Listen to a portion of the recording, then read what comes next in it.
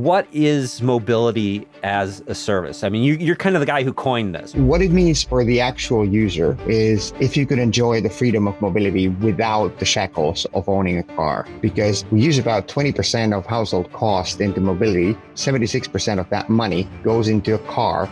That car is used about 4% of the time. Wow. This week, we're talking to Sampo Hietanen, the founder of Mobility as a Service, or MaaS, and the founder of MaaS Global and the owner of Aspectu. Think about a logistics company that would go and say, hey, we've got this fleet, millions and millions and millions of vehicles, and if I really push it, I'll get the usage to 5%. And then you go to a bank and you say, hey, lend me money, and they'd probably laugh. 4%? I'm kind of shocked by the number, actually. The most efficient model of mobility as a service, you would need about 3 to 5% of the vehicles from what we have today.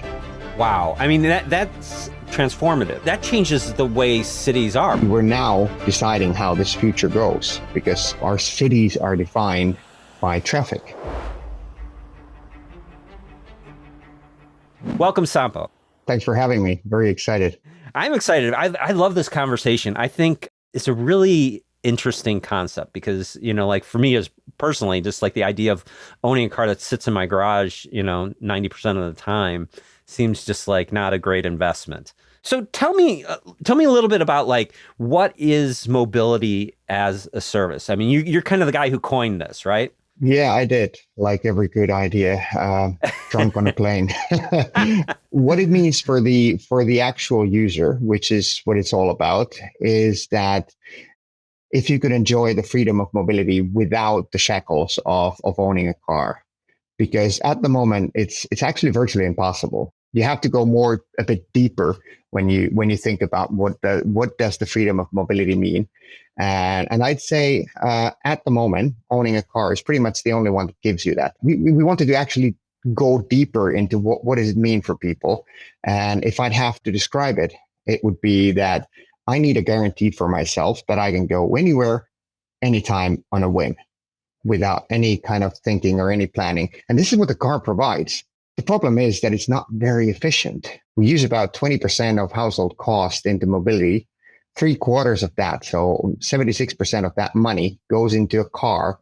That car is used about 4% of the time. So Think about a logistics company that would go and say, hey, we've got this fleet, millions and millions and millions of vehicles.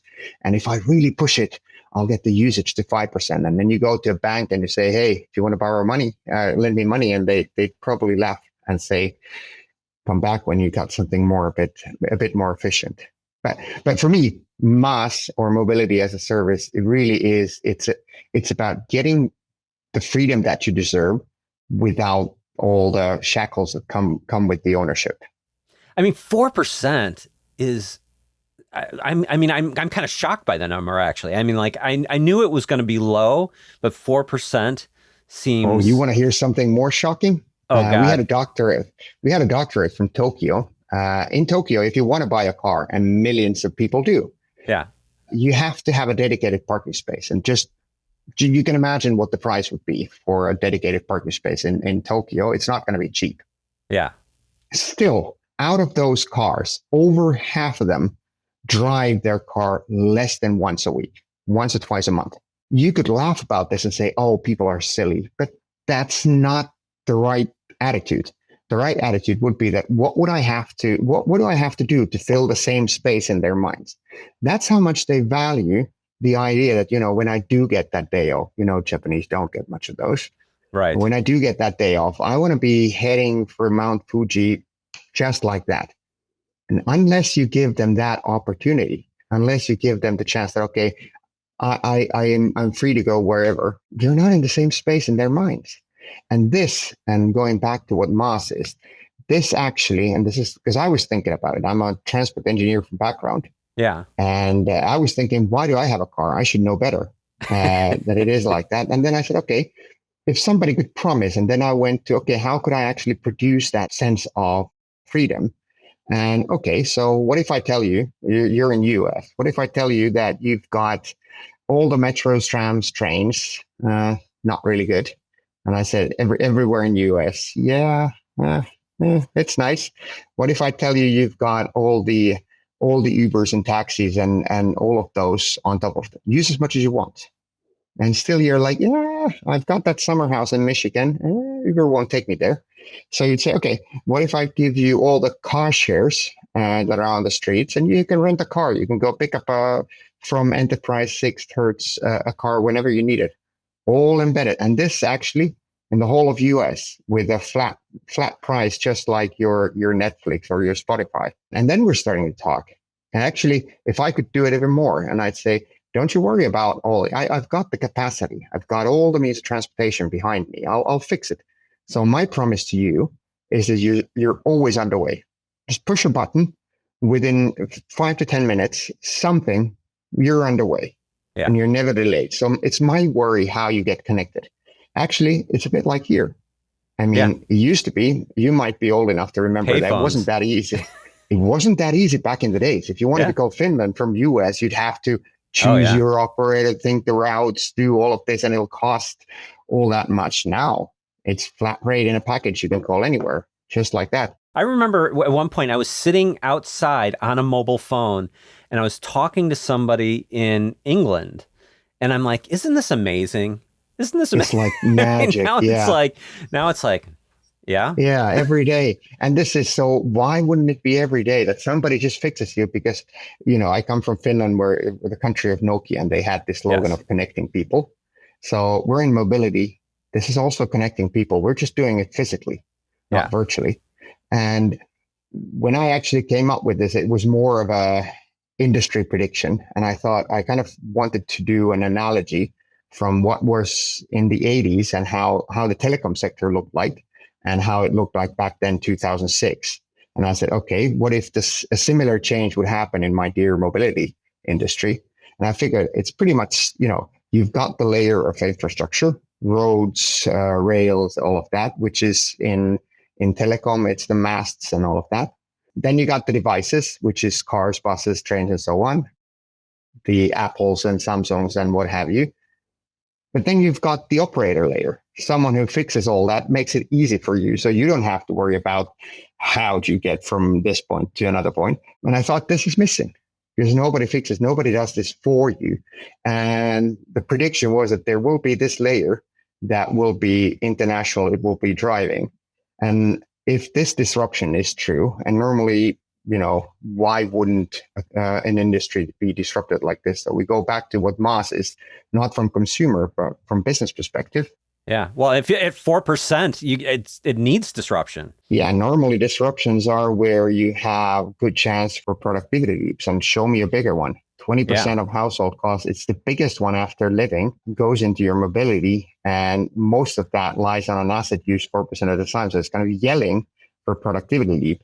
But that leap will not happen until you go into that space of freedom in people's minds. And it's doable. What constitutes the big pool of transportation that becomes mobility as a service?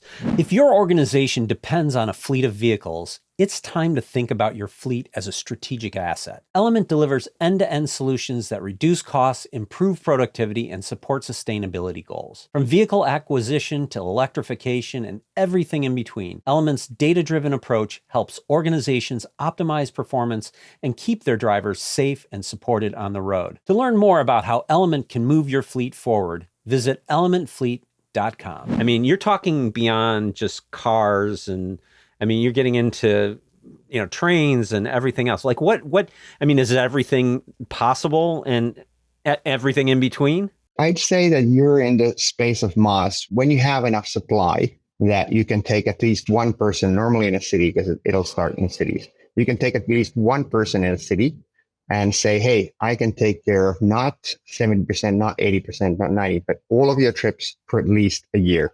If I can guarantee you that, then you've got enough.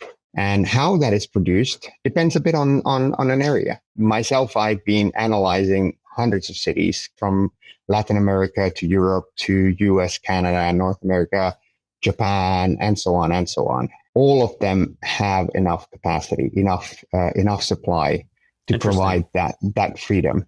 It's just, there's differences in what the modal split is.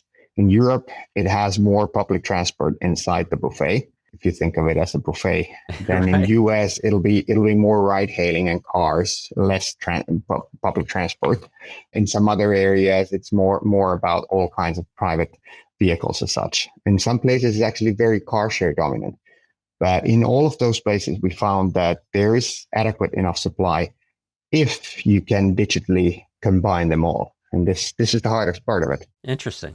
Is this something that's only going to work well for cities, or what's the extent of where mobility as a service can go? I like the analogy with the mobile telecom. I also remember the days when they said that, yeah, the mobile phones will only be in bigger cities, will never reach the rural areas and such. And eventually it did. I mean, in Finland, in very rural areas, you already have 5G. Right. And like almost anywhere you go, you still have some kind of reception where people live. So it does, but it came later. And same would apply here. The supply density in bigger cities, go to downtown Chicago, people there really do not need the ownership. It's so much easier to do it one way or another. Yeah. So it starts from there. But then those guys who live in Chicago, they'll want reception or coverage in other areas as well. So it'll start spreading. In a kind of bigger scheme of things, I think that the internet disruption is all about that you have visibility on supply and demand. This is a relatively easy task if you have both visibilities somewhere in a map you can think of it. I was actually in a nice panel once with someone representing very rural areas in Finland, and the same thing was asked. Yeah, this will probably never come to the countryside because there's no trams or trains or buses or such. And over here is like 2-minute interval and something will come. And this guy said, yeah, that could be true, but let's think about it a bit differently. He just said the day before he'd been just on the side of a dirt road somewhere in Finland. And he actually saw a means of transportation coming every 4 minutes out of there. So it just means that we have to have different type of mobility. And we used to call that neighbor help. If you do that a bit differently, then, you could actually even do it there. I'm assuming you're talking about kind of like a ride share with your neighbor, or car sharing the vehicles. If you'd put US map and you'd have all means of transportation, so meaning all the vehicles out there, pretty much everywhere you could go to everywhere. And one interesting thing is US is leading the way in automated vehicles. Just look at the Waymos. Right. I saw them in Los Angeles, and I would think that this is relatively inevitable evolution. But do you think you're going to own that AV? Why would you? It makes no sense. It's so much more efficient that somebody owns the fleet and just gets people from where they go. When this is starting to be everyday life, it's pretty obvious that it'll also come to the rural areas. Who owns the fleet? I mean, I know that, there's been some talk about, like, what is the model for selling cars? Do car manufacturers even sell cars anymore? Is it just a subscription service like you're talking about? Or are there going to be a lot of like individual private fleets, or like how do you envision that all playing out? I'm pretty sure of one thing: the distributed ownership model will no longer be sufficient enough in this. So you will have those businesses that actually own loads of fleets. How they're operated, will it be operator owner, or will the ownership be somehow a separated business? Remains to be seen. But that the ownership would lie on the user itself, I highly doubt that. It just makes very little sense. And we've actually seen that. It used to be that you went and you bought your car. Now, if you go out there, you ask people, do you really own the car or did you lease it? Who owns the car actually? And not many people can say it's mine. Right. Not even in US. So this kind of evolution will go that, okay, maybe it will be used. And I suppose when the automated vehicles really break through, that's the end of individual ownership. It just makes very little sense. OECD has an arm, International Transport Forum. They did very thorough simulations of number of cities and came up that actually if it would be the most efficient model of AVs coming in, you would need about 3 to 5% of the vehicles from what we have today. Wow. I mean, that's transformative, right? I mean, because one, it's like, that's a big shift of capital, from one group to another, right? But more than that, it's like, you're saying 3 to 4%. Like that's another surprisingly low number. But that changes the way cities are. Parking, Yeah. parking garages are not going to be Parking happy. parking more or less disappears out of the equation in this, because they're running. Of course they will, because there's peak and Sure. low and peak hours, so they will need, but you can just as well do that outside the city, because why would they need to stop somewhere there? So you take it out of the ring, outside of the ring roads, one way or another. Now this is an interesting thing, because also, and why this whole idea of mixed modes and mobility as a service with different modes is important, because the same simulation showed that if the AVs come with the current style of Waymo, that they're like ride hails, that would mean that we would have double the traffic in the cities compared to today. That car goes from alone from A to B, and then it goes from B to C without someone to pick up the next one. Right. And at the same time, that would be a doom of all kinds of public transport. Now, the other one is where that will be shared with many and go into a hub where something more efficient, whether it's public transport or something, will take you to the next hub and then pick you up. So if the system is like that, we will drop by 30% of current traffic with the same population. So the range is huge. And actually, we're now deciding how this future goes, why it's so important, because also our cities are defined by traffic. I mean, cities are an interesting use case, right? I mean, because it seems to me that's where this is going to be born, right? What cities do you see that are kind of doing it right and that give you hope that this is going to be happening sooner rather than later? Not many. We all kind of live the dream that was because it's about dreams, and this dream of freedom of mobility is probably one of the biggest ones we can have. We nobody wants to lose that. Everybody wants to gain that freedom, and don't try. That's why the whole idea of just doing it by preaching to people you should be more green is not going to work. I don't believe in it. You have to give people a better dream, fulfill the needs that they have for freedom. Right. Now, we're in cities, we're all kind of living the year 39 in New York World Exhibition. The car and oil industry introduced this Futurama without any actual facts behind it or anything, but we're still living that thing. And let's build a lot of motorways and everything for the car and we'll all be happy. Now we're seeing that it's probably not going to be that way. In Europe, there are those cities where in European soil, lots of the public players, meaning public transport and such, they are such strong players that they want to do these new services under monopoly, because it's an engineer's dream that, I dictate how people go, which is perfect and looks like an ant's nest, and I will say who goes where. It just doesn't provide the freedom that you want, which is freedom of choice as well. Right. There are a few places. Very surprisingly, Italy is the forerunner in this. Really? Yeah, especially places like Turin and Milan that have started to kind of puppeteer the markets by putting incentives into different kinds of to incentivize innovating and investing into these kinds of services. The second one, with a couple of waves wrong, is Holland. But then where I actually think, and I know this could be something that I could be either laughed at later or thought as Kai knew Prescient everything. Genius. Oh yeah, we'll see. That's why I make all kinds of predictions. So one of them will be right. Yeah. I put a lot of faith in Southeast Asia, Africa, and Latin America. Those cities cannot endure the same car per capita as the Western cities. They're already past that. So they will be, the GDP per capita will rise, but they will not fulfill their dream with the same thing as, which is that, I need to have my own car or two. They will need something else. And that's where these services will evolve. They're already mega cities. There's enough of population and they're fast. Like, what's the benefit that they have? I'll go back to the freedom of mobility. Many of them are now kind of, they don't have the level of freedom that they would desire, that right. They can go places. That's why the dream has been that I want on a car so I can go wherever I want. So huge demand to start with. Huge demand to start with.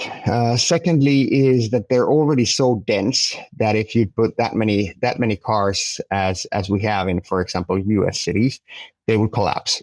They just simply could not bear to have such wide motorways or anything. So it's just virtually impossible. So they will start coming out with new ways. So demand is huge. Trying to get to a point where the infrastructure would tolerate that much cars is it's long gone. They already have too dense cities for such. So they will have to. And once people start raising up the ladder of getting the middle class, they will search for something, and they will search for something that will be the supplement or somehow the new car in their minds. My guess is that actually this mobility as a service, we're thinking about it wrong way, because we're thinking about it a bit more from production point of view. Like electric cars, it was a funny thing until Tesla came up with something desirable. This also will start from the luxury end. I've been doing designs for some of the Arab Emirates or Saudi cities where their thinking of MaaS is a bit different than ours. It's that instead of having one mediocre car, I get a garage full of beautiful things. And this is because for business, you said that it's like utility. I talked to the former CEO of Nokia who said that your biggest fear, this will happen for sure, your biggest fear is don't turn into a utility. Because this industry is not utility. For industry to remain the average revenue per user, we now have about 20% is crucial. If that drops so that we're just a utility, it will be a tough business, because then your only points are cost. And car industry has been brilliant in raising. It's not just cost, but it's so many other things. So also in the kind of new world of mobility, you'd want those luxury services. I mean, say in Chicago, when the bar starts closing, because you're in the golden age of MaaS, you push the golden button, where everybody else trying to get their Uber, you've got this, you go in front of every queue, and in 2 minutes, somebody will come up with a nice car and say, hey, Chris, here's one for you. You want to take your friends also at the same time? This is all in the package. Or your friend in a pub when you're watching football is showing you a picture of his new car. And I've done this thousands of times. I go to people and I say, how many of you have a car? And a lot of hands are up. And I say, how many of you actually have your dream car? Nobody. And outside of Abu Dhabi, where all the hands were up, not many. Well, I think gas is free there too, isn't it? So yeah. I did this, so I continued, and I said, how many of you had 2, 3, by 5? They started thinking, yeah, I still have that. So I stopped it there. But think about it this way. If you use that car, that's not your dream car. It's an okay, you're kind of proud of it, but still not the dream. If you only use it 4% of the time, mathematically, you should be able to have access to much better cars. So the selling point is, even in this new era of mobility, the value creation, the price perception lies with the car. So if I tell you, hey, your friend is showing you a nice new Toyota over there. You're like, yeah, that's nice. But look at my cars. I've got a garage full of Ferraris and Teslas and all of these things. It's pretty nice as well, because you can go pick up any one of them. Yeah, that sounds like fun. I wouldn't mind. I wouldn't mind that service. Have your SUV during weekends, but when the family's gone, take the Ferrari out. That's the whole logic. Or like, honestly, more about my wife's got a yard project that she wants me to work on, and I need to go get, a yard of mulch or something. I need a pickup truck.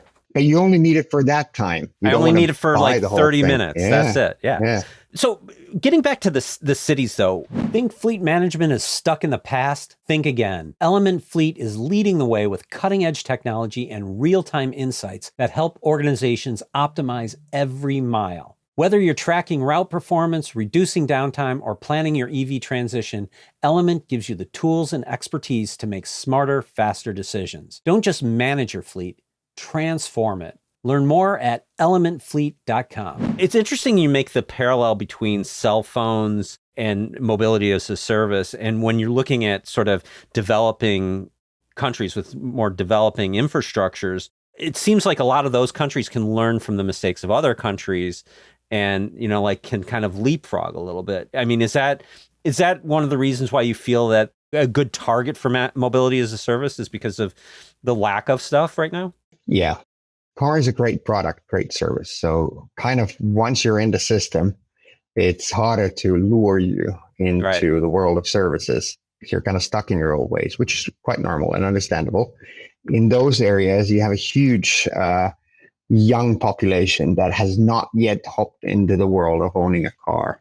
They're starting to earn more and more. So there's the potential is humongous. If you just tell them, hey, I've got something, you don't need to buy the car just yet. You can stick with the service. I mean, no need to do it forever. No need to somehow be hooked to this. You can hop out anytime you like and you keep serving them well. So there's much more potential in there. And like they did actually with phones, India, many of the African countries never went for the landlines. Yeah. They just got hopped straight to the mobile. And I think the same will happen, and actually will have to happen in the world of mobility, because they will not have a chance of fitting that many cars. The service level will be so poor that it's unbearable. When you talk about infrastructure, you make that comparison between mobile phones and not having landlines. Is the parallel there with the electric vehicles and autonomy and things like that? I mean, is that where you think they're going to have the advantage to leapfrog? Yeah, I think, electricity and autonomous are parts of the whole disruption. They are tools that enable other things. What I'd call mobility as a service is like how the end user will end up consuming all of them. So they play into the hands that it will be servitized, which is more or less what MaaS is. As to the cities, just think about it. If you imagine that the city would not be structured anymore with the idea that everybody has a parking space and they have their car over there. But the whole logic would be that, let's say that no one or very few would actually have that. The logic of the cities, which is now transport policies, are corridor policies, will no longer be corridor policies. They would be hub policies, so that you'd have hubs here and there that are interconnected one way or another, so that it would, and the structure in your mind would no longer be motorways and ring roads. It would be big hubs, semi-big hubs, smaller hubs, and the logic of how you actually orienteer in the city and get to one place to another would be, okay, I get from this hub to that hub and that hub instead of a different one. That actually does mean quite a big change within the cities, because also any of those interchanges that you necessarily have to do in a hub is a friction point Right. in your liking. And now those hubs would have to turn into the best part of your day. And well, if you look at any of the train station in pretty much any city in the world, that's not going to be the best part. No, it's not. Getting on the L is not the best part of the day in Chicago. I can promise you that. No, not really. And that's going to be a big challenge, because like I said, even with the AVs, if the model is such that you go straight from A to B with that bot, it'll be really a mess for the city. So it's kind of the needs of or let's say that the future will one way or another have to hold that it's very good for the user. Of course, you need your freedom, you need your convenience, your individuality, you earn that, you have the right for it. But at the same time, it'll have to work as business. So like in Europe, you cannot just do this from the government. Government will not be the service provider. That just, east of us, they've tried that a couple of times, doesn't really work. Well, they probably say North Korea that it works perfectly for them, but we can agree to disagree on that one. yeah, so, right. Well, if you don't have anywhere to go, right, it's easy to get That's get the around. thing. But it does have to work for business, that somebody wants to invest and innovate and do new stuff, so that excites people. So it has to work that way, but it also has to work for society. So all of these three elements have to be somehow functioning together. Because if for example, hey, people would love that an automated vehicle, a bot, would pick you up from door to door, and just like that, you don't have to worry about anything, which is brilliant. But if that would mean that we'd have to double down on the land that transportation needs today for the city, it'll kill the city. It will be a horrible looking cities, and we probably don't want that. So you'll have to come up with a solution that compromises and works for all of those three elements. In the city too, I mean, one of the things that's a big challenge in cities, it's not just the personal transportation that is the challenge, right? I mean, it's all the delivery vehicles, it's all the intermodal shipping and things like that are running through cities too. I mean, how do you envision MaaS working for that side of the equation? If I was a package, my life would be much easier. Think about it. Yeah, You true. go to UPS, or you go to FedEx. You give them any address in US, and they'll promise that by noon tomorrow, with a flat rate, you're there. Yeah. But since I'm a person, no chance. I'll have to go and look at 20 different I'm going to need sites a bigger and box to put myself in. Yeah. I need all this. Why don't UPS and others give me the same kind of service? That flat rate throughout the country, any address, they'll fix it. Ah, Although the way but some of my packages arrive, I'm not sure I'd want to be in that that's box. true. The service quality has been going down. That's true, and they may be smashed a bit. So you probably don't want that to happen altogether. But I suppose the biggest difference, I think that the long haul is pretty efficient nowadays. If you look at how the big logistics go, there's a lot of electrification, there's a lot of improvement, but that's more turning the screw than changing the whole thing, because it is quite efficient if you compare it with people moving. What probably will change most is the one that touches us, the inside the city That logistics last and how mile. that is done. Yeah, who goes where? I go to the goods, they come to us. Is there hub-based logic? How is that? And I think we're going to see a lot of different things, and probably also taking over from the ground to above ground. It would be very obvious to see that normally the war technology will some at some point come to civil aviation. And if you look at the development that's gone into drones with the Ukraine war and everything, they're designing everything. It would be weird not to see that doing the last mile deliveries, for example.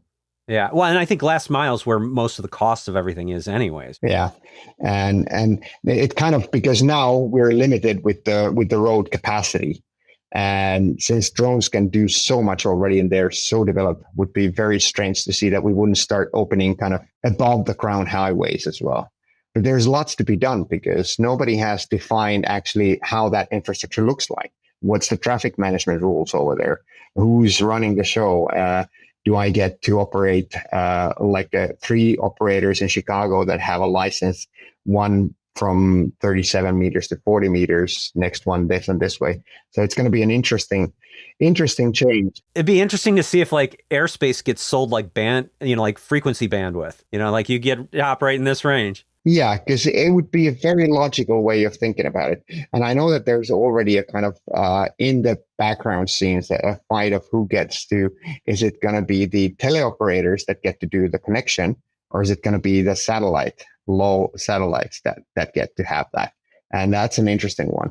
But to me, it's an obvious continuation, since Jetsons and whatever we've been thinking about, that are really flying cars. I'm waiting for my flying car.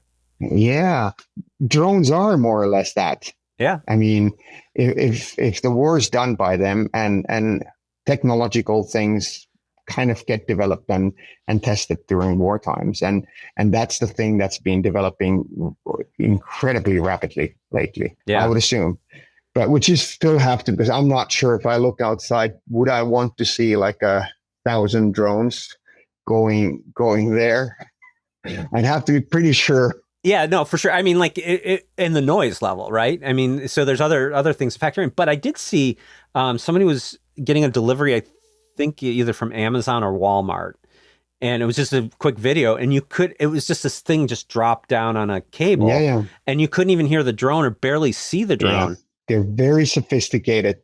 Yeah. Very sophisticated, very developed yet. So it's not hard to predict and be foreseeing that, okay, well, that will be a big boom, especially if I was in logistics now, I'd put a lot of effort in going into one way or another into that one for the last mile part of it. Interesting. And so let's get into like the technology side of this, right? Because I think that's where a lot of the really big changes are happening right now, the really big transformative things. I mean, we've got autonomy, we've got electric vehicles. How do you see that impacting everything? Let's take the autonomy and go for us people being moved. One of the things we haven't thought through yet is we think that they're going to be vehicles.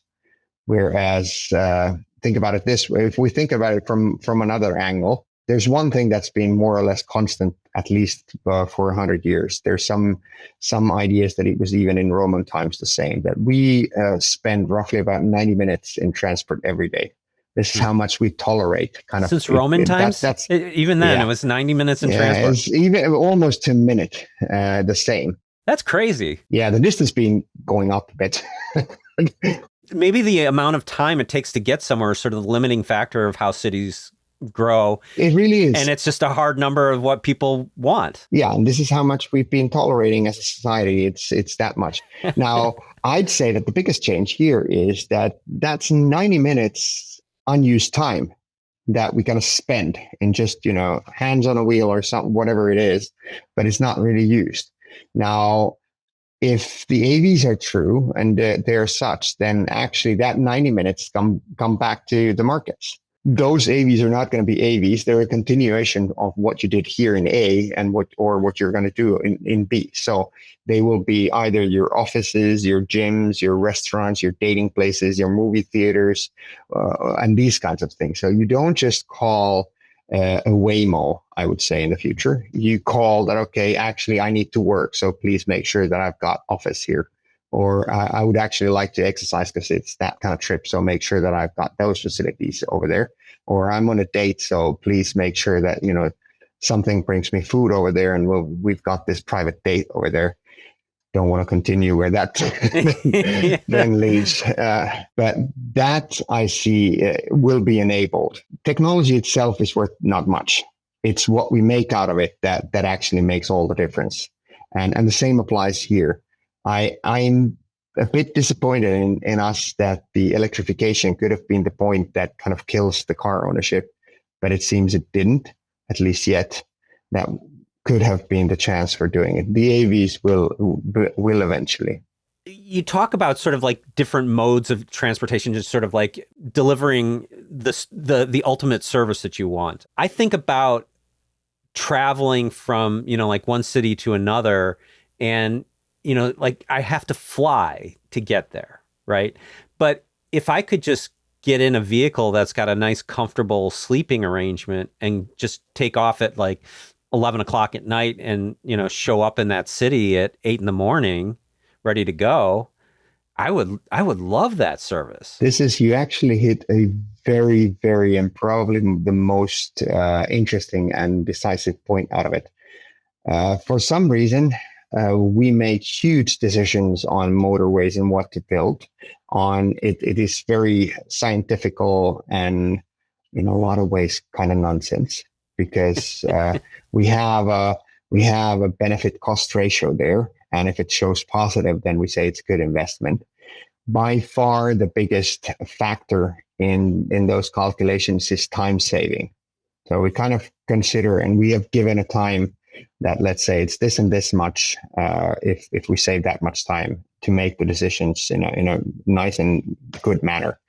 Now, the assumption is that it's longer time is away from your effective time. That's actually not true. You have your 8 hours at work anyways, and how you get there is away from something else. And if you calculate that with the working hour per hour rate, then you're probably going to end up wrong. But this is how we've done it. Okay, fine. It puts them at least in the right order, but it does have that wrong thing that every time is similar. Because if it turns from wasted time to my own time, it makes all the difference in the world. I can tell you a very shocking thing that shocked me a couple of years ago. Because like I said, I'm a transport engineer from background, and there are some holy truths in transport. One of them is wherever you go, it's roughly about half a kilometer that people are willing to walk to a public transport, whether train station or bus station or whatever. This is pretty much same everywhere in the world. So the cities are designed that you cannot, if you want a good public transport city, you need, have that everyone has about maximum 500 meters to go to a bus stop. Now, then I saw in northern Italy, I saw this actual study that they made where that walking or biking that you had to go to public transport was actually alongside a beautiful river in a Renaissance Italian city. It was 2 kilometers. People loved it. Make it a walkable So city and people will walk. make it a beautiful walkable city and they will walk. Now, this presents a problem for us engineers. Put that into an equation. Try to put beauty inside it. So if it's a very beautiful or semi-beautiful or how Yeah. is it? Yeah, think about it. If we have 4 times the distance that you're willing to actually walk or bike to the station, it would mean that you could make a very public transport centered city with much bigger frequencies because you'd have more population coming to this just by making it beautiful. But again, try to put that into the equation. Virtually impossible because it's not a binary thing, beautiful, not beautiful, and however have you. But the reality is that if we do it that way, and I actually saw for the first time a good colleague and a friend of mine from University College of London who got negative friction values from a trip, which means that it, from wasted time, it became a positive thing. And this was a commuter train when you have an audiobook and it's empty enough so nobody disturbs you and you're there. So people considered that, okay, yeah, let there be rush hour. I don't care. I'm not there with yelling kids or anything. I'm here with my audiobook. It's my time. I love it. That equation does flip itself on its head a little bit of like, you got to get there the fastest way. Now it's like, this is a much more enjoyable trip. And I've had that experience myself. Like we have the metro here in my region, and it's really nice to like, you get on, you can sit in a comfortable seat. It's always on time or mostly on time. And I can sit there with a laptop or headphones in and just relax. And it's kind of a nice entry to the day. And if it took a little longer, which it doesn't, it's actually about half the amount of time too, the other benefit. But if it was longer, I would still enjoy it. Yeah, because this is the thing. What do you do in your own time? What do you do in your spare time? Remember that these equations, they were started at the very industrial era time. Right. When also most of us were in factory type of work where it was all about the hour you put in. Now, a lot of us do work where it's no longer your efficiency is not so much about how many hours you put in. It's how much effort you put here. So this also changes quite a lot in the whole equation. But we still live with the same ones because the things like beauty just do not fit the equation that nice.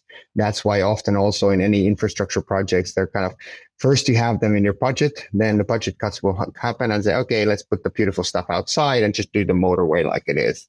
And this is pretty much what happens everywhere in the world at the moment, because that value of time dictates how we think about this. It also means that I'm now 50, so I get to say that us middle-aged men, we kind of keep the rest of the world hostage. The youngsters do not dream of owning a car anymore, for example. Yeah. They dream of beautiful cities and walks and bikes and all of this.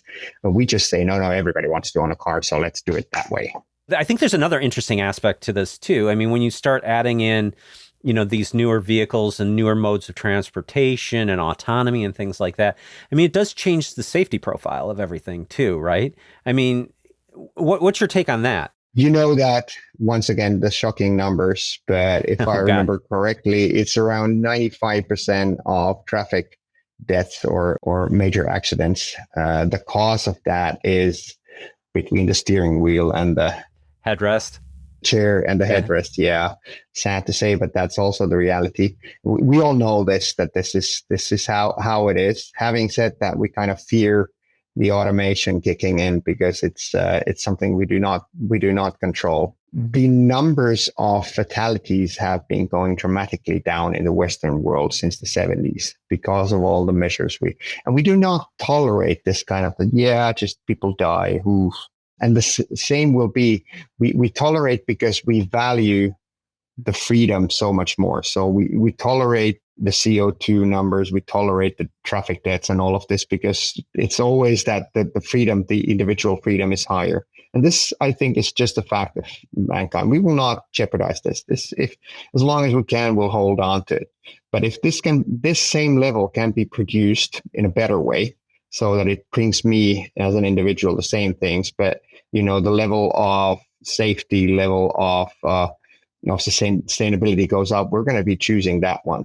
And those drivers will be getting bigger and bigger, just that this level will not be jeopardized at all. All of those features, and I know that, the AVs will end up killing a person, and it's happened already. Right. It will definitely happen. And it gets a lot of news. Of course it does. And it should, because, none of them should be tolerated. Right. But eventually it is about what we tolerate. And it's trade-offs too, right? Because, I mean, we're not reporting on all the car accidents that happen every day because they happen so often. But when an autonomous vehicle has an accident, then we hear about it. My guess is that there will be a control room of the fleets, and that control room will always have a human there. And somehow we feel more that at least someone's looking over these things to feel a bit more comfort.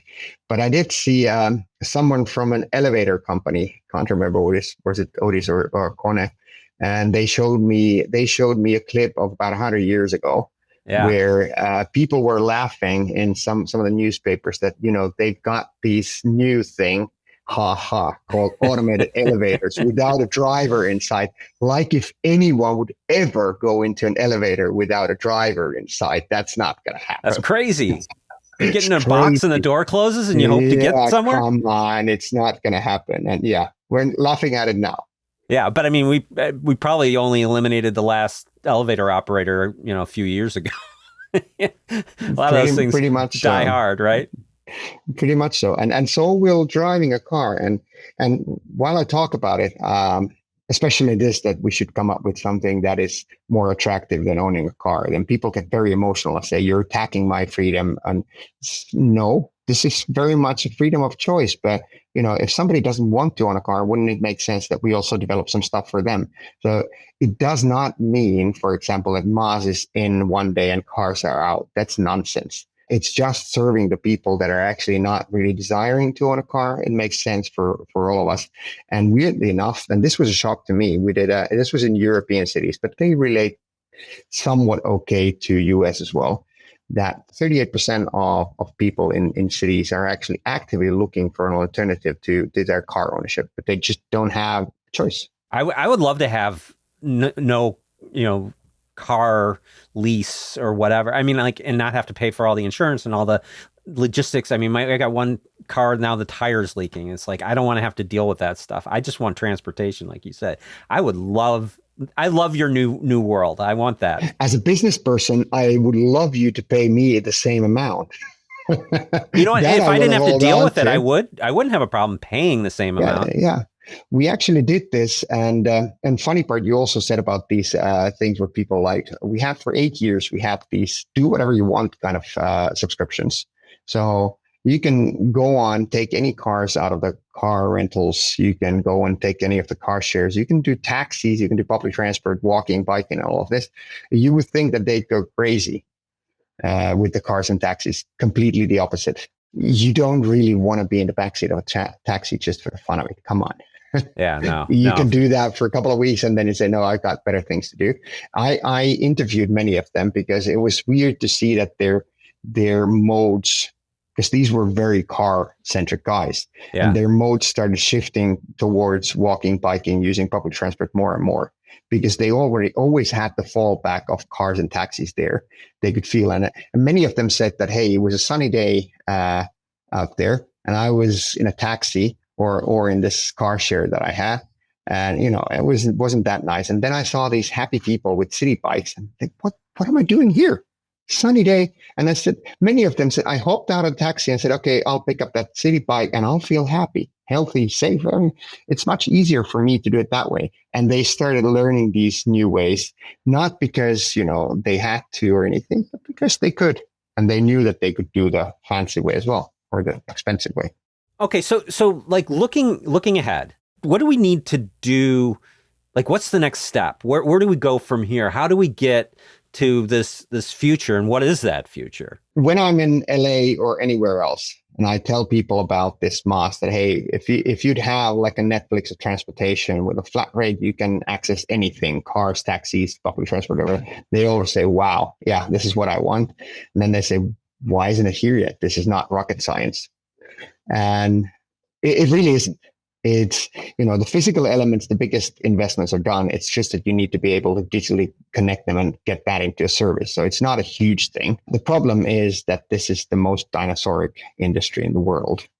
Well, construction could be even more dinosauric. So we're kind of on that one, which means that instead of being an actual ecosystem that where everybody works, it's an ecosystem where everybody is for themselves. Everybody wants to split the cake when we don't even have the eggs yet. And this is the problem. It's the creating the service that people deserve, because it would need, no one alone can do it. No one has the capacity to tell you that I've got everything. I've got the cars, I've got the ride hails, I've got the buses and trains and everything that you ever need. For that, you need some kind of collaboration and being able to do that. And that is, trust me, because I've done that for a long time, that is so hard to get to, even though you show the dream. And it's pretty hard to invest into such as well, because you've got that ecosystem risk there. That what if your supply just disappears? And in order to get this going, I'm very sad to say that it probably needs a bit of political leadership in order to say that, hey, this is how the market should be. This is how these kinds of market layers, this happened in telecom. They said that infrastructure here, operators here, and devices here, and these are the kind of the parameters you work on. And that's how we get this thing going for the consumers. And before that, either somebody comes in with so big money that you get it really going. It might just happen, or the regulators, the politicians get smart enough and say that, okay, hey, this kind of services we want in this kind of market, so let's start pushing. They actually have more power than they think. It's a difficult time for political leadership in the world right now for advancing technologies around transportation, I would say. It is, but I also take a bit of comfort that if you look at it this way, difficult times always are the ones where it allows stronger decisions to be made. Necessity is the mother of invention, right? In so many ways. The other thing is that, let's remember, the whole industry, car industry is a part of it. And we all know how big and important it is for many of the Western countries.